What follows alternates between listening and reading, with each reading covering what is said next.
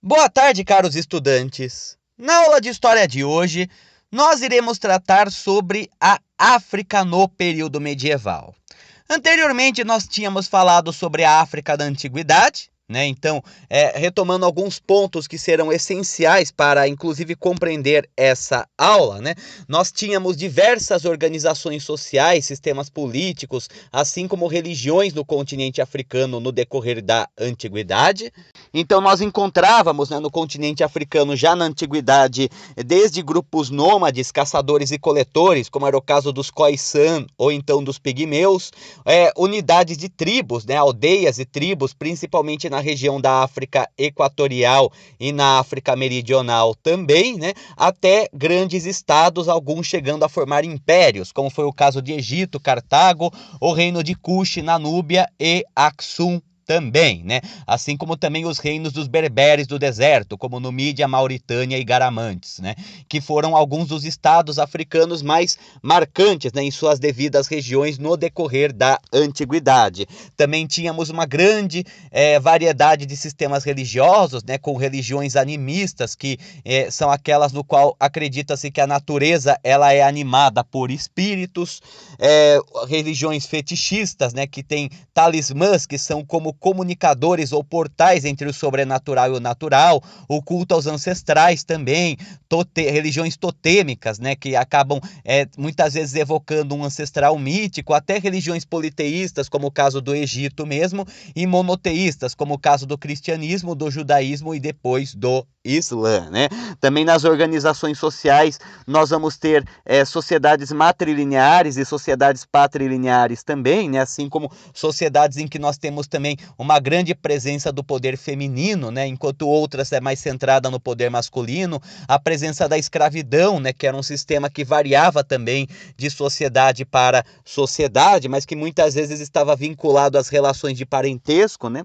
Entre tantos outros exemplos, né? Então, assim, no decorrer da Idade Média, nós temos mais ou menos as mesmas características do que nós tínhamos na África Antiga no que diz respeito a isso. No entanto, nós temos também grandes mudanças de uma forma geral. Então, é algo que nós vamos ter bastante, né, presente no continente africano durante a Idade Média, que vai diferenciar da África Antiga, é que enquanto na África Antiga, né, nós temos de certa forma uma grande separação entre o norte e o sul da África por conta do deserto do Saara, havendo pouco contato entre as civilizações do norte e as civilizações do sul, sendo a Núbia, né, uma das poucas regiões de comunicação entre o norte e o sul, e por isso mesmo ela era muito disputada por impérios vizinhos, como o caso do Egito ou de Aksum. No caso da África medieval, nós já temos uma grande rede de conexões, né? Sobretudo porque acabam se instalando várias rotas de comércio transsaarianas, ou seja, que acabam passando pelo deserto do Saara, conectando o norte da África, né, a África desértica, à África subsaariana, além de conectar também a África por rotas comerciais a outros continentes, como a Europa, o Oriente Médio e até mesmo a Ásia de uma forma geral, né, chegando mercadorias de diferentes lugares para o continente africano e saindo também diferentes mercadorias para vários lugares do mundo a partir do continente africano, né? Então nós vamos ter várias atividades econômicas que vão predominar nesse período na África, né? A agricultura, principalmente cultivos de alimentos como trigo, inhame e sorgo, né? Também a criação de animais, o pastoreio vai ser muito comum, né? Sobretudo cabras, bois e aves, mas principalmente o comércio, né? Ele acaba se tornando bastante importante para o contexto africano nesse momento, pois ele acaba sendo responsável por interconectar as diferentes regiões da África, que até então muitas vezes se viam como isoladas, né? Então várias mercadorias como ferro, marfim, ouro, escravos, né, ébano também, acabam sendo trocadas nessa grande rota de comércio transsaariana. Da mesma forma também, né, que nós temos mercadorias que vão perpassando pela África, também ideias, religiões também o vão, né? Então, principalmente o norte da África será cristianizado no começo do período medieval, né? Ainda na época romana mesmo, as províncias romanas no norte da África, quando o Império Romano ele acaba oficializando o cristianismo, acaba também, né, adotando-se o cristianismo no Egito, na Mauritânia, na Tripolitânia, né, entre outros pontos, né? E o cristianismo também acaba se propagando para algumas regiões mais ao sul, sendo que o reino de Aksum já era cristão antes da conversão do Império Romano ao cristianismo, né? Da mesma forma também, posteriormente, por volta do século VII e VIII, nós começamos a ter uma influência islâmica também no norte da África. Muito rapidamente o Islã ele acaba se propagando pelo norte da África, né? Inclusive também os mercadores muçulmanos, eles vão auxiliar a potencializar o comércio na região, né? Então, do século IX ao século XVI, nós vamos ter uma grande rede de comércio que vai transportar ouro, vários objetos de valor, sal, né? E também nós vamos ter um desenvolvimento do comércio na África Oriental, que vai inclusive se inserir nas rotas de comércio do Oceano Índico, né? Então, nós percebemos, né, que no decorrer da Idade Média, as sociedades africanas elas acabam se tornando bastante dinâmicas. Então, justamente, né, nesse período de grande ascensão comercial, que vai ser bastante potencializado pela chegada do Islã no norte da África, né, que vai acabar inserindo a África numa rota de comércio transcontinental, assim como intercontinental também, né, conectando desde o extremo sul ao extremo norte da África, algo que era impensável no decorrer da antiguidade. Nós vamos ter o surgimento de várias cidades e vários estados, né, que vão formar reinos e impérios muito poderosos que vão tomar conta dessas rotas de comércio, né? E com isso conseguirão alcançar um certo apogeu, né? Vão enriquecer bastante e vão se desenvolver bastante, mesmo em condições adversas, como nas regiões desérticas ou mesmo em regiões de savana, né? Então, assim, né, nós vamos ter diferentes centros de propagação e irradiação de grandes estados africanos no período medieval, né? Nós vamos ter ainda no norte da África a presença de importantes estados, mas principalmente, né, nós vamos ter também na região transsaariana, né, entre o deserto do Saara e a África subsaariana, o Sahel principalmente, no qual vão surgir alguns dos impérios mais poderosos da África, como Gana, Mali e Songhai, só para citar alguns exemplos. Na África Atlântica também nós vamos ter o surgimento de grandes cidades-estados, sendo que algumas vão se converter em reinos muito poderosos, como Benin, Daomé, as cidades iorubás também, né? O reino de Aksum ele ainda se mantém bastante poderoso e importante no decorrer da Idade Média, assim como no sul também nós vamos ter, né, principalmente na costa oriental africana, as cidades-estados Swahilis e também o Monomotapa e o reino do Zimbábue, né, enquanto que na África Equatorial haverá uma forte hegemonia principalmente do reino do Congo, né? Então, para começar a falar, né, dos principais estados que vão predominar na África na Idade Média, podemos começar com os impérios transsaarianos, né? O primeiro deles será o reino de Gana, né? O reino de Gana, ele basicamente, né, surgiu a partir de cidades que foram fundadas pelo povo soninké no decorrer do século IV depois de Cristo, né? Com o tempo essas cidades se unificam e no século VI depois de Cristo nós acabamos tendo, né, o surgimento de um grande império centralizado, né, com foco na cidade de Koumb Saleh, além de Aldagoste também, que se torna uma cidade muito importante por estar inserida nas rotas de comércio transsaariana. O reino de Gana, ele em geral, né, acabou se desenvolvendo bastante com a cobrança de tributos das caravanas comerciais que circulavam em seu território, além também da extração de ouro muito presente na região, né? Os soninquês, eles além de serem agrícolas e também comerciantes, eles se dedicavam a extrair o ouro das minas que existiam na região das proximidades das cidades de Gana, né? Que no fim acabava sendo usado para a realização de trocas comerciais, principalmente, né, a produção de armas e joias também, né? E com isso, né, nós vamos ter um grande desenvolvimento das cidades e a formação de uma grande elite comercial que passa a ter o poder no reino de Gana. O reino de Gana também era bastante caracterizado pela presença, né, do grande corpo de funcionários reais, né? Havia vários servidores, né? Os reis de Gana, né, os soberanos de Gana, eles tinham vários servidores que ficavam à sua disposição, né, que cuidavam desde a fiscalização dos territórios conquistados, o controle da justiça, a administração das finanças, até mesmo, né, os cuidados do palácio do soberano, assim como o tratamento dos animais e das propriedades do soberano. Também tinha um exército muito forte que permitiu uma grande expansão entre o rio Senegal e o rio Níger, que acabaram contando, além dos soninquês, né, aliados dos soninquês e também povos dominados, né, que ofereciam como tributo soldados para o grande exército de Gana, né? Então, nós vamos ter o grande apogeu do Império de Gana no século VIII, né, que nós vamos ter um império fortemente centralizado e unificado, né, e que tinha pleno controle do comércio transsaariano, além de vários estados vassalos e tributários.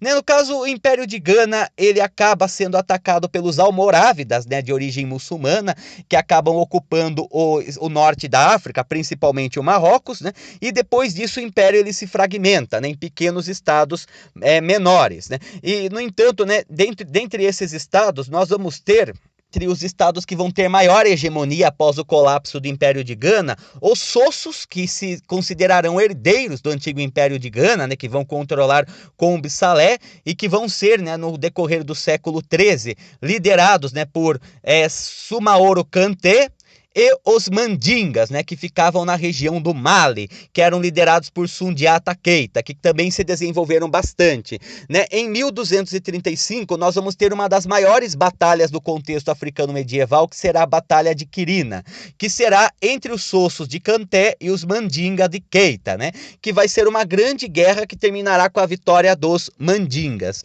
Nesse contexto, né, nós vamos ter, né, os estados do Mali, né, se elevando e conquistando outros territórios que pertenciam ao reino de Gana. Com isso, então, né, os territórios que acabavam pertencendo ao reino de Gana são absorvidos por um novo império que passa a ter grande domínio das rotas transsaarianas, que será o Império Mali, né? Então, o Império Mali, ele acabará sendo, né, inicialmente formado pelos Mandingas, principalmente, né, que eram povos vassalos do reino de Gana, mas que com o colapso do reino de Gana, a partir das invasões almorávidas, acabou, né, se elevando e conquistando outras regiões, outros territórios, expandindo, né, não só o território que compreendia o reino de Gana, como também chegando até o Oceano Atlântico também, né? Então, o reino de Mali, assim como o seu antecessor, o reino de Gana, também acabava sendo um vasto império bastante centralizado, né, e também que tinha pleno controle das rotas de comércio, né, que tinha grande controle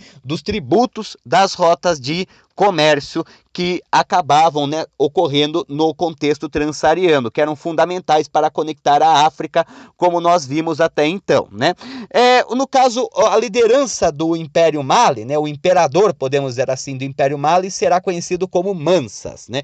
Então, assim, os Mansas, eles acabavam sendo desde comandantes militares até sacerdotes religiosos e também, né, responsáveis pela cobrança de impostos e também pelas trocas comerciais, né? Então, os Mansas, eles acabam concentrando bastante poder e o Império do Mali, ele acaba conquistando vários territórios vizinhos, sendo também um império multiétnico, que envolvia, além dos Mandingas, que eram a classe dominante no Império Mali, os Fulas, os Sererês, os Jalofos, os Bambaras, os Soninquês, entre tantos outros grupos, né? E com isso, então, o Império Mali, ele também acabava envolvendo uma grande diversidade, e que tinha, inclusive, né, uma justiça que era considerado implacável por seus vizinhos. O Império de Mali, ele vai chegar ao seu apogeu principalmente no século XIII e no século XIV, em que nós vamos ter o desenvolvimento de grandes centros urbanos, como Gao, Tombuctu e Djenne, né, que ficavam nas rotas comerciais e que vão formar grandes cidades, né, algumas que vão ter dezenas de milhares de habitantes, no qual acabava se comercializando ouro, cobre, marfim, sal, tecidos e nós de cola, além também de várias universidades islâmicas, né, já que o Império Mali ele foi convertido ao Islã e havia várias universidades islâmicas, como em Tombuctu e Djenne, no qual se estudava astronomia, astrologia, filosofia grega, a tradução de textos gregos, né, física, assim como medicina também, né? Então, nisso daí, nós acabamos tendo, né, um grande centro urbano intelectual na África medieval, né, a partir do Império Mali. Né, nós vamos ter também grandes mansas, né, que vão acabar ficando conhecidos na história, né? Muitos mansas vão ser muito poderosos e vão ter uma influência e até uma denominação, assim, né, uma reputação que vai perpassar o próprio continente africano, né? Acho que entre dois que são os mais reconhecidos dos mansas malinenses, nós temos o Abubakr II, né? Abubakr II, ele foi um mansa que governou o Mali no século XIV, construindo uma grande frota com o intuito de chegar até a borda do mundo. Ele acreditava que havia terras além do Oceano Atlântico que deveriam ser islamizadas, né? Deveria se propagar a palavra de Maomé e Alá para além do Atlântico. Então ele montou uma grande frota e partiu com ela, né? Ele abdicou do trono para partir com essa frota e nunca mais voltou, né? Isso até levou a teorias da conspiração, né? Especulações de que talvez eles tivessem chegado na América, mas isso não tem evidência nenhuma. O mais provável é que eles teriam se perdido no meio do Oceano Atlântico, então morrido, né? Ou naufragado, né? E depois do Abu Bakr II, nós teremos o Mansa Musa, né? O Mansa Musa, ele foi considerado o homem mais rico do mundo, né? Durante o seu tempo, né? Ele tinha uma grande quantidade de ouro, né? E como ele era muçulmano, né? Ele realizou a Hajj, a peregrinação em direção a Meca, na Arábia. E no meio do caminho, ele acabou distribuindo esmola para os pobres em ouro. Ele distribuiu tanto ouro na sua caravana, no seu trajeto, que isso levou a uma hiperinflação do ouro no norte da África. O ouro acabou perdendo valor por ele ter distribuído ouro para várias classes populares, né? Também era líder de um grande exército, né, que levou o Império Mali ao seu apogeu, né? No entanto, depois de Mansa Musa, o Império Mali ele começa a se fragmentar, ele começa a entrar em decadência. E também, né, o Mali ele começa a sofrer invasões estrangeiras, principalmente dos povos tuaregues, né, do deserto do Saara. Com isso, o Mali ele acaba se fragmentando, várias cidades começam a declarar independência e o Mali acaba dando lugar a um outro império que passa a dominar a região das rotas transsaarianas, que será o Império Songhai. O Império Songhai ele acaba se estabelecendo no século XV, né, que acaba surgindo, né, durante o período de enfraquecimento do Império Mali, e no caso os Songhais eram um povo vizinho do Império Mali, que acaba então aproveitando esse processo de fragmentação política e de decadência para anexar o Mali, né? O Império Songhai então ele acaba tendo bastante controle das rotas transsaarianas, né? Ele acaba sendo fundado por Soni Ali, né, que acaba conquistando Timbuktu em 1468, né, e Djenné também em 1473, e que tinha sede em Gao, né? Então o Império Songhai assume bastante hegemonia no norte da África. Tombouctou ou Timbuktu, né, que já era um centro urbano e intelectual muito importante na época do Império Mali, acaba se tornando o principal centro do islamismo na África Ocidental, né? E a Universidade de Sankore tinha cerca de 25 mil estudantes no século XII, né? Isso quando as universidades europeias estavam começando a se formar na África, nós tínhamos uma grande universidade com milhares de estudantes. O Império Songhai, ele também passou por um grande processo de urbanização. Estima-se que Tombouctou chegou a ter 80 mil habitantes no século XVI, e também eles aprimoraram o abastecimento de água da cidade, canalizando o rio Níger e perfurando poços artesianos, né, criando agricultura e também o cultivo na região, né? A educação também era uma característica bastante importante do Império Songhai, né, pois nós tínhamos vários comerciantes muçulmanos que investiam seus lucros na criação de escolas e bibliotecas. Então, né, nós vamos ter cerca de 180 escolas islâmicas só em Tombouctou, incluindo universidades, onde se estudava direito, árabe, gramática, retórica, lógica, história, geografia, matemática, teologia, além da presença do intercâmbio de professores e de estudantes, né, com outras universidades islâmicas, como a Universidade de Córdoba, na Espanha, e do Cairo, no Egito, né? Também houve uma grande produção de livros também no Império Songhai, né? E também a reprodução de obras clássicas, principalmente em Tombouctou, onde se traduzia Platão e Aristóteles. Apesar do apogeu, né, do Império Songhai, no final do século XVI, né, o Marrocos, né, o estado do Marrocos, que fica ao norte do Império Songhai, começa a lançar várias expedições, além também do avanço europeu no litoral, né? Essas várias batalhas contra agentes externos levam o Império Songhai a entrar em decadência até ele se colapsar definitivamente, sendo o último dos grandes impérios que passa a ter controle das rotas transsaarianas. Já no norte da África, no extremo norte da África, nós vamos ter uma grande presença de estados muçulmanos, principalmente. Um deles será o Império Almorávida. O Império Almorávida, ele vai ser, basicamente formado pelos chamados mouros, que era basicamente, a mistura dos árabes com povos berberes, com povos locais do norte da África. O Almorávida, ele vai acabar ocupando a Mauritânia e o Mali, converte-se ao Islã também, e no século XI e XII consegue ocupar o sul da Península Ibérica também. Aproveitando-se o colapso do Califado de Córdoba, os almorávidas começam a ocupar as taifas muçulmanas, as divisões muçulmanas que existiam na Península Ibérica. Criaram uma moeda única também no seu território e também tinha uma interpretação mais rigorosa do islamismo. No entanto, o Império Almorávida ele acaba sendo subjugado por outro califado muçulmano, que será o Califado Almohada, em 1147. E durante o colapso do Império Almorávida nós temos o processo de fortalecimento dos principados cristãos na Península Ibérica, e com isso a grande virada da Guerra de Reconquista, quando os cristãos começam então a partir para a ofensiva contra os domínios muçulmanos. Então daí os almohadas que passam a exercer o domínio sobre a região do antigo Império Almorávida, e com isso então eles acabam ocupando também o sul da Península Ibérica, e começam a ser derrotados na Guerra de Reconquista, enquanto que no norte da África eles acabam também perdendo bastante da sua hegemonia, sendo substituído por outros estados, como é o caso do estado do Marrocos, que acaba exercendo influência na região em questão. Nós vamos ter também outros grandes reinos, que também se favoreceram das rotas comerciais.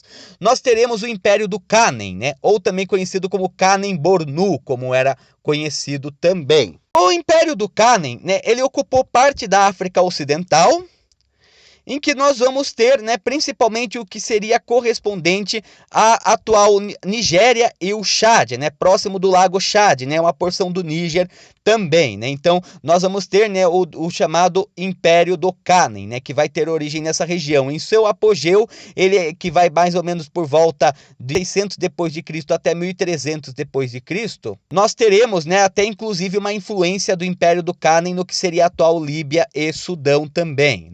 Então nós vamos ter uma grande força também a partir de uma confederação de cidades que acaba exercendo grande domínio das rotas comerciais, e com isso acaba formando um poderoso império nessa região. Então no século VIII nós temos a formação do Império do Kanem, depois posteriormente ele se forma no Império Kanem-Bornu, isso já no século XIV, e que vai ser um dos mais duradouros impérios africanos, que irá existir até o século XIX, apenas em 1870 que o Império do Kanem-Bornu ele será dissolvido, em grande parte também por conta do imperialismo, das expedições europeias, principalmente francesas e inglesas nessa região, que vão acabar dissolvendo o Império do Kanem.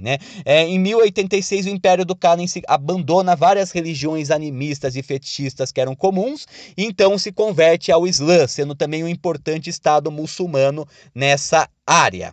Um dos mais poderosos estados africanos que nós teremos, principalmente na África Central, será o Reino do Congo. O Reino do Congo era o maior dos estados de origem banto, que foram povos que migraram para a África Equatorial, ainda no período da Antiguidade e começo da Idade Média. Então nós vamos ter alguns povos bantos que dominavam inclusive o metal, dominavam a confecção do ferro a partir de fogueiras de carvão vegetal que eram elaboradas, que vão se estabelecer na região do Rio Congo, Então esses povos vão acabar formando uma aliança que vai acabar gerando o Reino do Congo, que vai ter como capital Banza Congo e que no século XVI chega a ter um total de 100 mil habitantes aproximadamente. O caso do Reino do Congo ele era bastante centralizado, com a presença de várias províncias, distritos e aldeias que tinham muitas vezes um fiscal que respondia ao rei. As aldeias em geral eram chefiadas pelas famílias mais antigas da comunidade, autoridade, né, sendo que os chefes dos distritos estavam acima dos chefes da aldeia e o governador da província, que era nomeado pelo rei, ficava acima dos chefes do distrito, né? No entanto, né, o rei, que era conhecido como Mani Congo, era a principal autoridade no qual todos deveriam obediência. O reino do Congo ele era bastante rico, né? Ele vivia principalmente da agricultura, produção de ferro, exploração do sal, além de formação de tecidos e artesanato. O comércio também era importante, né, sendo que o reino do Congo patrulhava o comércio na África Central, interligando várias regiões da África, né? E por lá circulavam vários produtos como tecidos, metais, sal e marfim também, né? Também havia uma espécie de moeda dentro do reino do Congo, que era o chamado zimbo, né? Que era uma espécie de concha encontrado no litoral, que era usado para trocar mercadorias, além também do reino do Congo ter um forte comércio de escravos, né? Que acaba sendo depois potencializado pelos portugueses, né? Então o reino do Congo ele é formado mais ou menos no século XIV pelos bantus, e, né, que começam a desenvolver inclusive uma economia monetária, né, usando até mesmo moedas com Luanda, né, ao sul, né, da região do Congo, né, e que acabou tendo forte contato com os portugueses no século XVI, né, em grande parte porque a religião dos bantus tinha grande culto aos ancestrais e eles acreditavam que a morada dos ancestrais era no oceano, né. Então é quando Diogo Cão, né, ele desembarca no Congo em 1483, né, ele acaba se encontrando com o chefe do distrito, né, o Manisoio, né, que acaba, né, considerando que Diogo Cão e sua tripulação eram espíritos dos ancestrais que retornaram, já que eles acreditavam que os ancestrais viviam no oceano, né.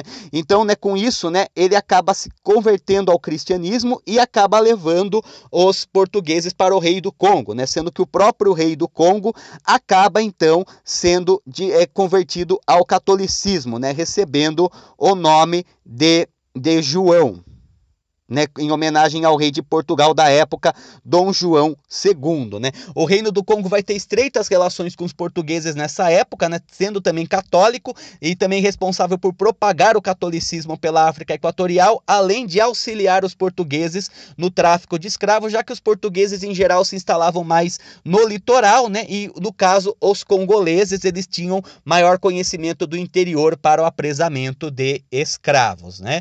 Então nós vamos ter principalmente, né, a presença do catolicismo, né, de uma forte influência europeia no Congo. No entanto, depois, posteriormente, nós vamos ter vários desentendimentos entre o Reino do Congo e Portugal, que vai levar Portugal, então, a atacar o Reino do Congo, né, no decorrer do século XVI. Ao sul do Congo, nós tínhamos o chamado Reino do Nidongo, né, que era formado pelos quimbundos, né, fundado pelos quimbundos no século XVI. Por muito tempo foi vassalo do Reino do Congo, né, um estado tributário do Reino do Congo. Até acredita-se que havia trocas monetárias, né, ou pelo menos no caso dos zimbos também, né, do caso das conchas entre o Nindongo e o Congo, e que controlava o comércio de ferro na região da África Central, né. Então, em 1556 eles acabam ficando independentes, com o Reino do Congo se enfraquecendo, e durante também as guerras entre holandeses e portugueses, né, a região do Nindongo acaba sendo liderada pela rainha Nzinga-Mimbandi, né, que acabou ocupando o reino de Mitamba, né, inclusive sitiando as vilas portuguesas na região, né. Então, com isso, né, o Nindongo ele também acabou resistindo tanto à invasão do Congo como também à invasão dos portugueses. No entanto, posteriormente, né, nós vamos ter essa região sendo conquistada formalmente pelos portugueses e incorporada ao que será a colônia de Angola.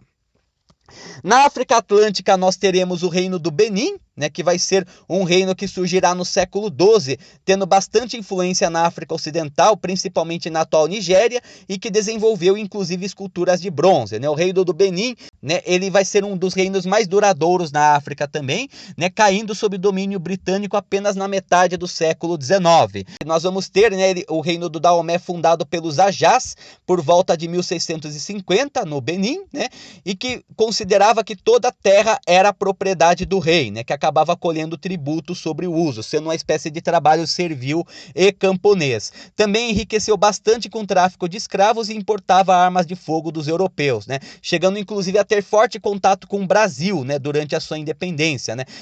Sendo um dos primeiros países a estabelecer embaixadas do Brasil, né? E também tendo o brasileiro Francisco Félix de Souza, né, que era protegido pelo rei do Daomé Guizó, que acabou, né, sendo auxiliado pelo brasileiro num golpe de estado, né, que acabou sendo uma figura muito importante na história do Daomé, né?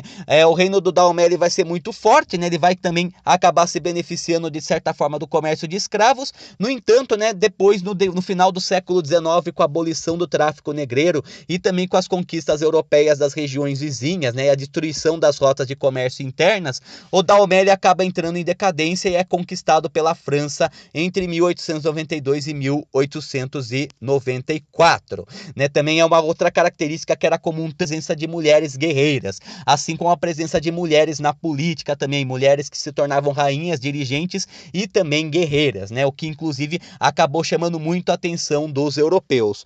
Uma outra característica marcante também, né, que o reino do Daomé, ele tinha uma religião politeísta, né, e que acabava absorvendo muitas vezes as religiões dos povos que eles dominavam, né? Tanto que um dos cultos mais importantes era o culto Fon-Ajá, né, que era do povo Ajá, que foi dominado pelo povo Fon, que formava a elite no local, né, que tinha como culto uma divindade andrógena e dual chamada de Maulisa, né, que tinha uma metade feminina, Mau, né, e a metade masculina Lisa, que representavam a lua e o sol, e que tinha inclusive uma serpente arco-íris, né, que acabava servindo de transporte para a Maulisa e que ficava adormecida debaixo da terra, sendo alimentada por ferro por macacos, né, até que quando o ferro se esgotasse, a serpente morreria e o mundo afundaria no oceano, sendo uma religião escatológica, né. E também o caso do Daomé, né, principalmente dos Fon-Ajá, foi um dos poucos casos de mitologias africanas que foi registrado nessa época pelos próprios africanos, né, pela própria família real africana. Outro povo que nós vamos ter também na região do Benin, na região da Nigéria, né, será o povo Iorubá. O povo Iorubá, né, ele vai ser um povo que vai acabar se estabelecendo por volta do século X, né, no que seria as atuais Nigéria, Benin e Togo, e que vai acabar, né, formando várias cidades-estado importantes, como o caso de Ife, Oyo e Benin, né? E no caso até é importante ressaltar, né, que essas cidades elas eram inicialmente independentes, né? Elas eram bastante urbanizadas com uma economia e uma classe social diversificada, com a presença também, né, de muitos escravos, né, que passavam pelas regiões portuárias, né? Ife acabava sendo um grande centro econômico, né? Oyo já era um grande centro militar. E também, né, acabaram desenvolvendo várias técnicas de manipulação de metais, o comércio e a arte, né, o artesanato com terracota, madeira e metal, que era muito presente na região, né, do Benin, principalmente entre os povos iorubás.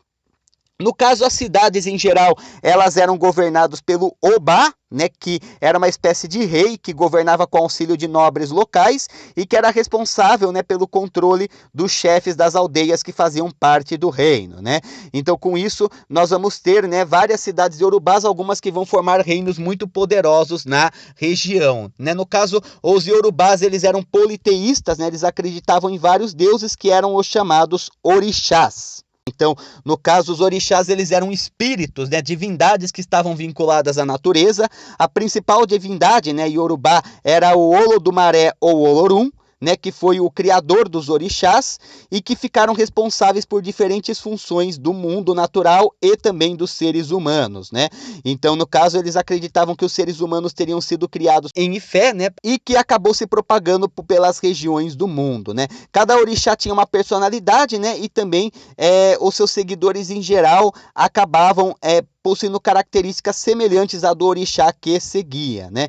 Então acreditava-se que cada criança que nascia, ela era vista como uma mensageira do mundo espiritual, né? Então nesse sentido, né, o orixá ele acabava sendo escolhido muitas vezes a partir de oráculos, né, e não necessariamente a partir da vontade própria ou a partir dos pais, né? Essa religião dos orixás, inclusive, vai ser muito presente na formação das religiões afro-americanas, já que muitos escravos que viram para a América serão provenientes provenientes dessas regiões iorubás, né? Então, no Brasil mesmo, o sincretismo entre o cristianismo e a religião iorubá vai dar origem ao candomblé, ao banda e a quimbanda, né? No caso, também vai acabar influenciando bastante o voodoo haitiano e a santeria cubana também, né? Tendo uma grande influência dessa antiga religião iorubá no continente americano por conta do tráfico de escravos, né? A culinária também, né, brasileira, principalmente do Nordeste, tem forte influência dos iorubás. As cidades iorubás, elas vão encontrar seu apogeu mais ou menos por volta do século XIII e XIV, no entanto, posteriormente, com as invasões europeias, primeiramente dos portugueses, depois dos ingleses, né, franceses também, né, nós começamos a ter a decadência dessas cidades, né, e o tráfico negreiro acaba, de certa forma, né, levando boa parte da população dessas cidades, deslocando forçadamente para o continente americano.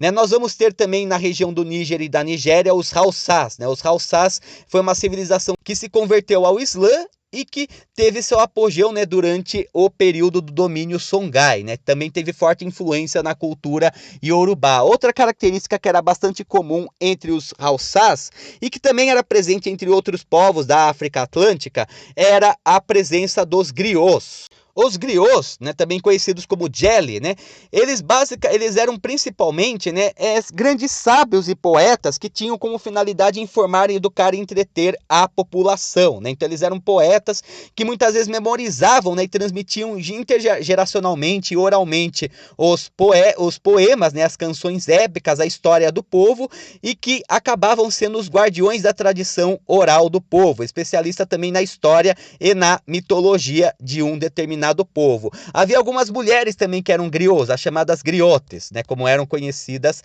também, né, e que acabava formando uma espécie até de casta, né, até um certo grupo social intelectual, né, que acabava viajando por várias cidades dessa região da África Atlântica, né, transmitindo os seus ensinamentos, as tradições e a memória do povo, muitas vezes com a tradição oral, né. Então os griots, eles acabavam sendo bastante importantes em difundir seus conhecimentos, assim como também passar os conhecimentos para gerações mais novas e perpetuar as tradições principalmente, né? Eles eram muito comuns entre os Haussás, embora fossem também presentes entre os iorubás, beninenses e também entre alguns povos da África transsaariana, como no caso do Império Songhai. Já no sul da África, na região sul da África, nós vamos ter também, né, fundada pelos Bantus, as cidades Swahilis, né, na costa leste da África. As principais vão ser as cidades de Quiloa, Melinde e Mombasa, no que seria a atual Tanzânia e Quênia na atualidade, embora o domínio das cidades Swahilis também se estendessem a Somália, Madagascar e parte do Moçambique. Basicamente essas cidades eram cidades comerciais, né, que viviam no Oceano Índico e que faziam comércio, inclusive com a Índia, né, e com outros povos da Ásia via mar, né? Então eram cidades bastante heterogêneas, com a presença de bantus, persas, árabes e indianos também, com várias religiões, né, desde religiões tradicionais bantus de culto ao ancestral até a presença do Islã, que era bastante forte, e também do hinduísmo, que era bastante presente, né? Além do comércio, né, no qual se comercializava diferentes mercadorias, havia também a agricultura e a pesca, né? No entanto, a maior parte das cidades Swahilis acaba sendo conquistada no século 17, 18, pelo chamado Sultanato do Omã, né? O Sultanato do Omã era basicamente um grande califado de origem no sul da Península Arábica, que acabou expandindo sua influência para a costa oriental, né? Inclusive, né, os portugueses, eles começam a subjugar as cidades de Melinde e de Mombasa, né? Depois, posteriormente, o Sultanato do Omã, que passa a exercer domínio sobre a região, islamizando aquele território, né, que era até então bastante multiétnico e religioso. Nós vamos ter também, né, no sul da África, o Grande Zimbábue, como era conhecido, localizado ao sul do rio Zambeze, e que entre 500 e 1000 depois de Cristo produzia principalmente ferro e marfim. Alguns acreditam que essa região também estava vinculada às rotas de comércio do Oceano Índico, né? Acabou sendo o local de reinos como Mapungubwe, em 1075, e no século XIII o Grande Zimbábue, ou Grande Império do Zimbábue, né, que acabou recebendo esse nome porque os Zimbábues eram grandes construções de pedra, eram grandes muralhas feitas de pedra, mas de pedra encaixada, né, ou seja, pedras que não tinham uma espécie de cimento ou rejunte, né, elas eram feitas a partir do encaixe, né, e que são presentes, bastante presentes nas regiões do que seria a atual Moçambique, Zimbábue e Botsuana, principalmente. O reino do Zimbábue, né, acaba sendo anexado por um outro reino local, que será o Monomotapa, né, que floresce no Zambésia entre o século XV e XVIII, e que acaba ocupando os territórios referentes aos atuais Moçambique e Zimbábue, controlando também as minas de ferro e ouro no sudeste africano, até ser totalmente dominado pelos portugueses, né, já no final do século XVI, né, quando começa a ter um domínio litoral dos portugueses, que acaba se interiorizando lá pelo século XVIII e pelo século XIX, né, também com a presença de clérigos, principalmente jesuítas e franciscanos, né, que vão contribuir para a cristianização do reino do Monomotapa, que seguia principalmente as antigas religiões bantus, né, mas também a presença do Islã, em grande parte por conta da influência do sultanato do Omã nessa região. Já entre as civilizações mais antigas, né, da África, que nós já tínhamos tratado em África Antiga, né, algumas delas irão continuar a existir, como o caso do reino de Aksum, né, que, como nós vimos, foi o segundo estado da história a se converter ao cristianismo, isso no século IV, e que manteve inclusive relações com o Império Romano, né. No caso, Aksum vai tendo forte contato com o Império Bizantino no decorrer da Idade Média, apesar de ser cristão, não vai ter uma relação tão boa com a Europa Ocidental, né, em grande parte porque, apesar dos Aksumitas serem cristãos, eles seguiam, né, a chamada Igreja Ortodoxa Etíope, que tinha uma forte base monofisita, ou seja, né, que acreditava que Cristo possuía apenas uma natureza divina, né, e não uma natureza material e humana. E no caso, o culto monofisita ele era considerado herético pela Igreja Católica Ocidental. Então, apesar de ser cristão, não haverá uma relação tão densa entre o Ocidente medieval e o reino de Aksum. Apesar disso, né, o reino de Aksum vai ter uma forte proximidade com o Império Bizantino, né? Vai ter várias cidades multiculturais e multirreligiosas, com a presença de judeus e muçulmanos, e também fazendo parte do comércio do Oceano Índico, né? Já no século XIII, o reino de Zagwe, né, acaba ocupando a Etiópia e acaba fundando, né, a chamada Nova Jerusalém, ou Lalibela, né? Em grande parte porque os cristãos não conseguiam reconquistar a Terra Santa por conta das cruzadas, né? Então os reis de Zagwe, eles acabaram tentando criar uma nova Jerusalém em território cristão na África, em Lalibela, que tinha, inclusive, várias cidades e igrejas subterrâneas, né, que acabaram sendo construídas no subsolo para impedir ataques e saques por parte dos muçulmanos, que constantemente avançavam sobre a região. Em 1270, o príncipe Yekunu Amlak, né, que se dizia descendente do rei Salomão e rainha de Sabá, derrubou a dinastia de Zagwe, e com isso o império se divide em pequenos reinos, né? Pois a Etiópia, né, como ficará conhecida, ou Abissínia, ela volta a se unificar, né, sendo que também vai ser um dos poucos territórios africanos que não será dominado pelos europeus ao longo da sua história. E a Núbia também, né, a Núbia, que também foi uma civilização da antiguidade que se mantém durante o período medieval, né, durante praticamente toda a antiguidade a Núbia ela é influenciada pelo Egito, mas durante o processo de enfraquecimento a Núbia consegue independência, até alguns faraós egípcios tinham origem núbia também, né? Formando o chamado reino de Cush, né? No entanto, depois da fragmentação do reino de Cush, as cidades núbias são conquistadas por Aksum e depois elas acabam formando 3 reinos independentes, né? Esses reinos serão os reinos de Alódia, né, que vai surgir no século VI e vai durar até cerca de 1500, o reino da Macúria, que vai surgir no século V e vai durar também até aproximadamente 1500, e o reino da Nobácia, né, que vai surgir em 400 e vai durar até o século VII. Então vão ser 3 reinos núbios convertidos ao cristianismo, principalmente, o cristianismo egípcio, né, o cristianismo copta, sendo que o maior será o reino da Macúria, né, que vai inclusive conquistar o reino da Nobácia no século VIII, né, e que depois acabará, né, entrando em decadência, sendo que o reino da Cálódia, também cristão, no século X, né, começa a ter maior influência na Núbia, né? No entanto, esses grandes reinos cristãos que vão surgir na Núbia, que vão ser verdadeiros bastiões contra o avanço do Islã na África, né, vai acabar, né, realizando grande comércio tanto com o mundo árabe quanto com o mundo cristão. No entanto, a Núbia acaba perdendo o apoio dos cristãos por seguir a vertente copta monofisita do cristianismo, né? E sem apoio, né, e com enfraquecimento por conta das guerras entre os reinos núbios, os muçulmanos acabam convertendo, né, a região, né? Principalmente árabes conseguem anexar os reinos da Núbia, né, que acaba deixando de ser independente entre 1315 e 1500 aproximadamente, quando esses reinos são islamizados e acabam ficando sob domínio de vários califados e sultanatos muçulmanos na região. Então, com isso, né, nós temos um grande apanhado geral, né, de como teria sido a África no período medieval, né, bem distinto do que o imaginário europeu passou a desenvolver, né, a imagem da África como uma terra de riqueza, né, erotismo e selvageria, né, e riqueza como dos grandes mansas ou dos grandes imperadores, ou até o mito do Preste João, né, que seria uma referência a um dos reis de Aksum, um rei cristão muito rico na região, mas ao mesmo tempo o erotismo, né, e também a selvageria por conta das tribos, né. Nós vamos ter vários mitos, né, também por parte dos europeus de povos que habitariam a África, como o caso dos sinocéfalos, né, pessoas com cabeça de cachorro e blêmios, que eram humanoides com o rosto no tronco, né, que eram descritos inclusive pela geografia antiga como habitantes da África, né.